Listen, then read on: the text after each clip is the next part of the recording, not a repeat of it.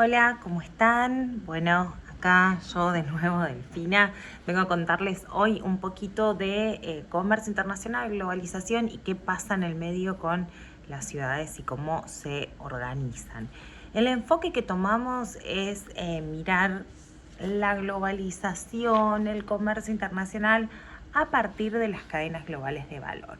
Obviamente, este no es el único enfoque disponible para mirar comercio internacional y toda la economía internacional tiene muchas escuelas y seguro varios de ustedes ya han abordado esto, pero vamos a tomar esta idea de cadenas globales de valor para circunscribir un poquito el análisis de qué pasa con ese movimiento en la economía global hacia adentro de los territorios, ¿no?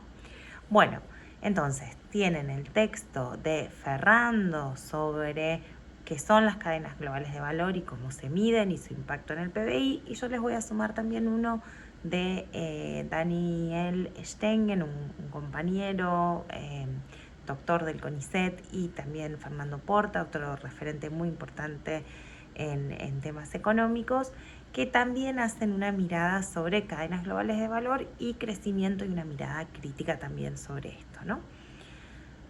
Empecemos por el principio. ¿Qué son las cadenas globales de valor? Bueno, son las secuencias de actividades que tanto las firmas, las empresas como los trabajadores realizan desde que se piensa, se diseña un producto, se produce y hasta su uso final.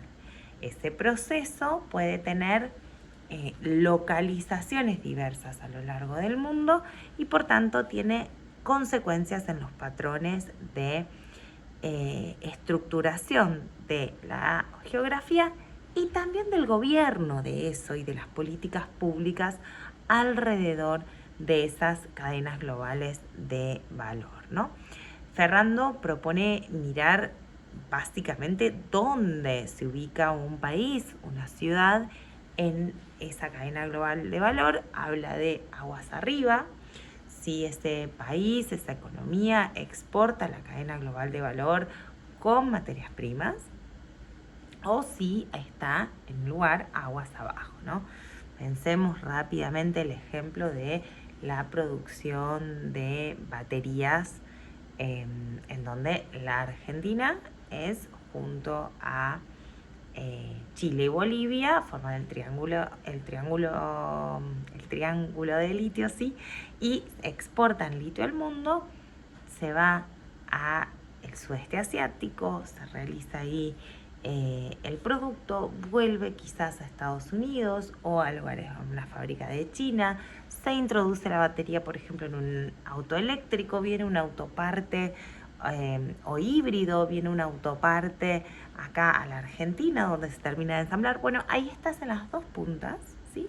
Estamos primero aguas arriba proveyendo el material, la materia prima y luego en el consumo final, pero puede que ese consumo se sitúe en otros lados. Por supuesto, quienes tienen una responsabilidad muy grande en la conformación de estas cadenas globales de valor son las firmas líderes, las principales empresas, ¿sí? Cuando hablamos, y esto está muy en boga en estos días con la guerra comercial entre China y Estados Unidos, ¿no? La decisión de Apple, que diseña su producto o su casa matriz la tiene en Silicon Valley, de producirlo en China, traer el microprocesador de Taiwán, producir una parte en China, ensamblarlo, venderlo y venderlo, por ejemplo, con un producto terminado a América Latina. Bueno, ahí hay toda una cadena global de valor detrás del iPhone, donde Apple, que es la firma líder, es responsable del diseño de esa cadena global de valor por las capacidades que tiene y la captura en el mercado que tiene, ¿no? ¿De dónde viene esta idea de cadena global de valor? Bueno, podemos encontrar su origen en la mirada sobre los costos de transacción que tienen los economistas institucionalistas como Williamson y Coase, que habla de cuál es el costo y cómo achicar costos de transacción y cómo las empresas buscan eficiencia en ese proceso de producción, pero ya en 1986 encontramos que Hopkins y Wallenstein acuñan el término de cadena global de mercancías dentro de la idea de sistema mundo muy abordado en las relaciones internacionales, en estos vínculos entre el norte y el sur. Por supuesto que aquí aparece la pregunta de qué rol ocupan las periferias, qué rol ocupa América Latina en estas cadenas globales de valor, ya que tiene efectos tanto en el proyecto de desarrollo nacional, en el crecimiento, etcétera, como sobre todo en las debilidades externas, ¿no? Lo que llamamos la restricción externa. Entonces, así es importante que la política pública decida, bueno, el texto de Saskia Sassen problematiza si es una consecuencia del mercado, si hay una planificación pública política, la conformación de estas ciudades, ella habla en particular, pero la conformación de estas cadenas globales de valor, porque si no hay, en ausencia de una política pública, de una definición, lo que termina sucediendo para las periferias es que se sitúan, como decíamos recién, aguas arriba y luego tienen que absorber los costos de una restricción externa cada vez más fluctuante, más débil. ¿Qué es restricción externa? Esta escasez de dólares porque al ser exportadores de materia prima no se tuerce lo que se llama la elasticidad de las exportaciones, ¿sí? Y de las IMPO, que es el proceso por el cual cuando crece el PBI de la Argentina necesitamos importar más que lo que exportamos, ¿sí? Ese proceso se cambia como exportando con valor agregado. Bueno, entonces ahí la pregunta está, ¿qué rol tiene que cumplir la Argentina, las periferias, ¿sí? En estas cadenas globales de valor? Eso, le insisto, el texto de Dani Stengen lo refleja y me parecía importante sumarlo. Ahora bien, vámonos al texto de Saskia Sassen, que es una socióloga, profesora emérita de Columbia University, de orígenes holandeses, americanos, yanquis, nacida en 1947, es decir, una persona con gran trayectoria, experta en todo lo que es ciudades y geografía de ciudades, seguro que la han leído.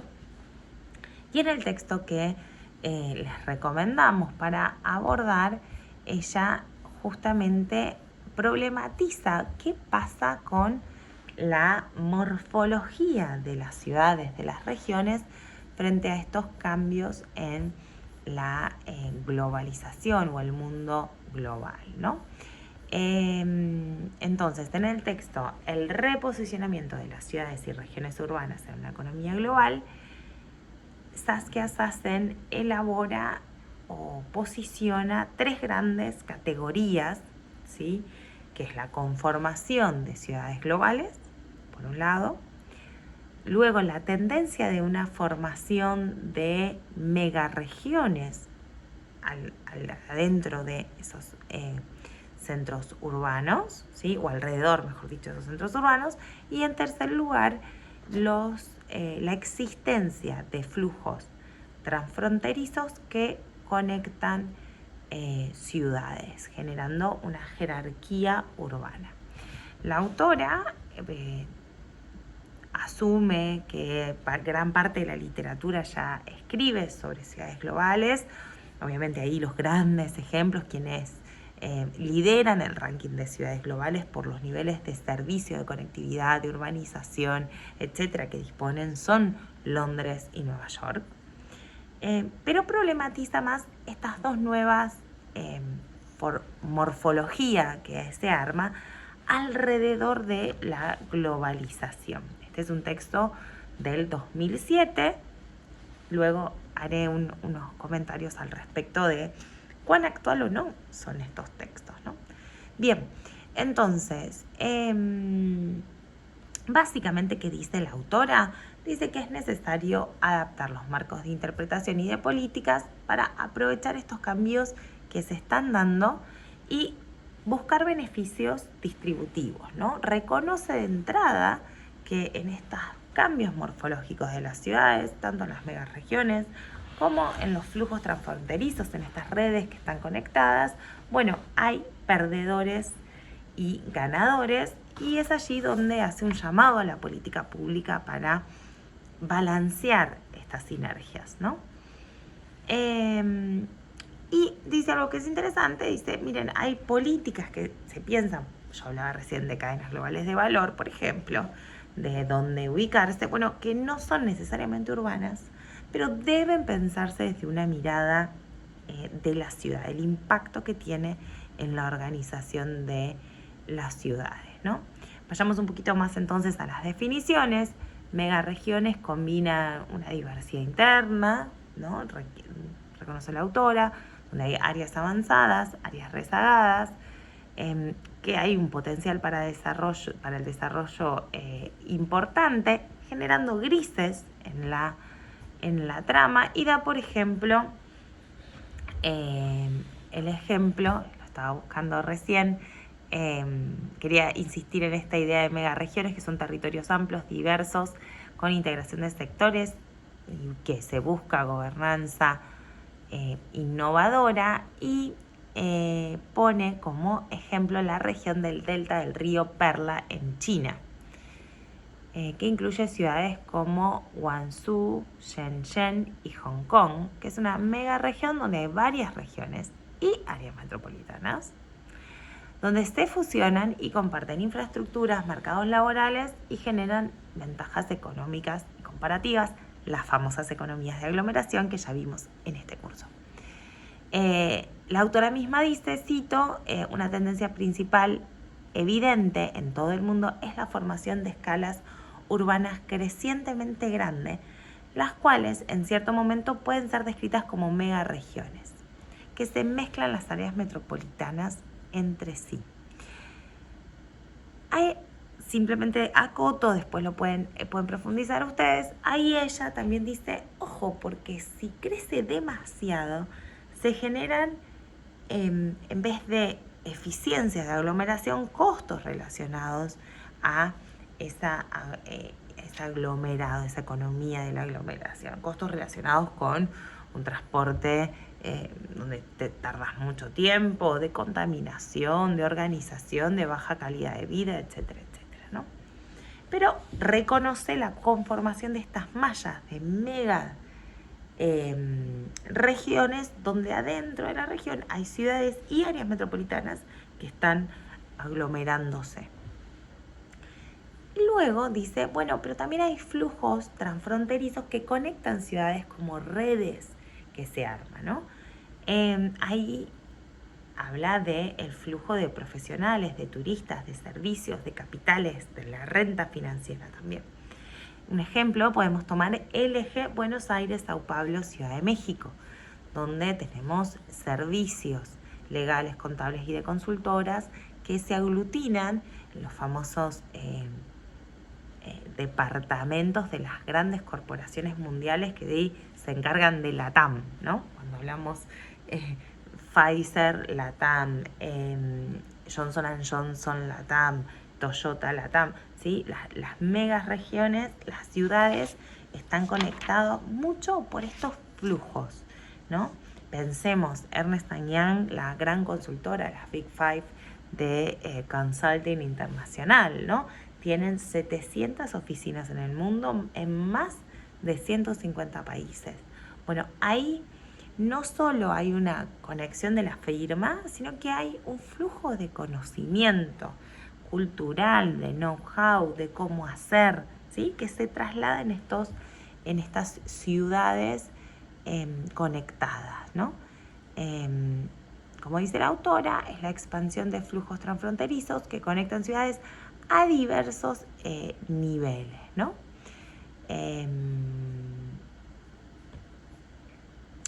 Vuelvo a la idea, por ejemplo, de la megaregión, también podíamos pensar en el área metropolitana Buenos Aires y La Plata, ¿no? Buenos Aires con su AMBA junto con La Plata, que es una gran ciudad y tiene su propia área metropolitana, ¿no? Obviamente los desafíos son evidentes, desafíos de desigualdad, fragmentación, coordinación, infraestructura, etcétera, ¿no? Pero la autora nombra estos procesos y luego utiliza un ranking muy interesante donde dice, bueno, ¿cuáles son las ciudades que están más conectadas, ¿no? Es un ranking que, como digo, el paper es de 2007, así que queda un poco rezagado. Les voy a compartir también un artículo de mayor actualidad, pero me gustaría ir terminando este video, ya llegué a los 15 minutos que me planteaba, finalizando con una pregunta, y es, ¿cómo se conformarán las ciudades en la era de la inteligencia artificial, ¿no? Hemos pasado de un mundo conectado a un mundo hiperconectado, donde también hay un uso intensivo de la tecnología que va a generar diferentes grados de productividad, profesionalización, conexión y seguramente grandes lagunas también de desigualdad. Pero ¿será allí donde surja simplemente la Smart City, como hemos hablado en algunos otros casos? ¿O permitirá una red geográfica quizás más dispersa, donde los servicios de urbanización y vivienda sean a una escala más humana, mientras que la producción sea lo que esté conectado? ¿Se resolverán esos problemas con los niveles de información y conocimiento que brinda la IA? Gran parte y beneficio de las ciudades era poder estar cerca del conocimiento, del saber qué estaba pasando, de los núcleos de innovación, de desarrollo, de investigación, de tener ese conocimiento. Bueno, si parte de ese conocimiento lo captura, lo genera y lo reproduce la inteligencia artificial, ¿cuáles son los beneficios de formar parte de una ciudad global? ¿Sí? ¿O son costos y se pueden aprovechar esos beneficios desde otro lado, ¿no? ¿Dónde quedan los costos ambientales en esto? Bueno, todas esas preguntas, hay varias personas que se las empezaron a preguntar. Yo les voy a también dejar acá compartido una referencia a un libro que justo fui a su presentación el día de ayer, que se llama Mañana es hoy, de Ariel Sujarchuk, el intendente de Escobar, que aborda estas problemáticas desde la mirada de una ciudad. Hasta acá espero que haya servido y que les facilite la lectura de los textos.